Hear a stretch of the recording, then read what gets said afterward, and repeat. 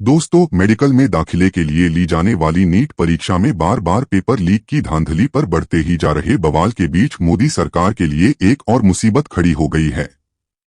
Paper leak होने के बाद दोबारा से आयोजित नीट परीक्षा यानी रीनीट में पिछली बार से भी बड़ी खामी सामने आ गई है। इस बार परीक्षार्थियों की ओआरएम शीट में भारी धांधली किए जाने की खबरें सामने आ रही हैं। इन शिकायतों के सामने आने पर जंतर मंतर पर नीट धांधली के खिलाफ चल रहे प्रचंड विरोध प्रदर्शन में और तेजी आने की उम्मीद है। दिल्ली में छात्रों के जनसैलाब और उसे देश भर से मिल रहे भारी समर्थन से पस्त मोदी सरकार के एक बार फिर से पसीने छूट रहे हैं।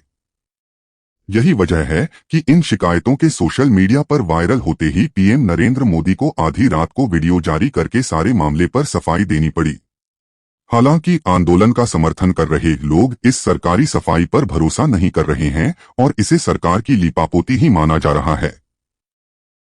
आंदोलन के दबाव से बैकफुट पर आई मोदी सरकार छात्रों के समर्थन में अनशन पर बैठे सोनम वांगचुक को पहले ही अवैध तरीके से जंतर मंतर से उठवाकर अस्पताल में जबरन भर्ती कर चुकी है। अब नीट में एक और बड़ी धांधली का नया काला कारनामा सामने आने के बाद उसके हाथ पांव फिर से फूल गए और अहंकार में ऐंठ रही मोदी सरकार सोनम की लल्लो चप्पो करने में जुट गई। आधी रात के बाद मोदी सरकार के दो वरिष्ठ मंत्रियों जेपी नड्डा और डॉक्टर जितेंद्र सिंह को सोनम की मान मनव्वल कर अनशन तुड़वाने भेजा गया। बताया जा रहा है कि मोदी के इन दोनों मंत्रियों के काफी देर तक नाक रगड़ने और सरकार की ओर से माफी मांगने के बाद आखिरकार सोनम ने जूस पीकर अनशन तोड़ दिया, पर वह छात्रों के आंदोलन का समर्थन जारी रखे हुए हैं। आंदोलन से जुड़े लोगों का मानना है कि अब शिक्षा मंत्री धर्मेंद्र प्रधान और छात्रों पर बर्बरतापूर्वक लाठियां चलवाने वाले गृह मंत्री अमित शाह के इस्तीफे से कम पर कोई समझौता नहीं किया जा सकता। आंदोलनकारियों का साफ कहना है कि वह किसी झांसे में आने वाले नहीं, क्योंकि 3 काले कृषि कानूनों पर सरकार की झूठी माफी का हश्र वह देख चुके हैं।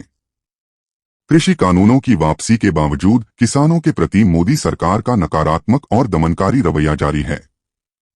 इसलिए वह सरकार की चिकनी चुपड़ी बातों और झूठे आश्वासनों में आकर अपना आंदोलन खत्म नहीं करेंगे।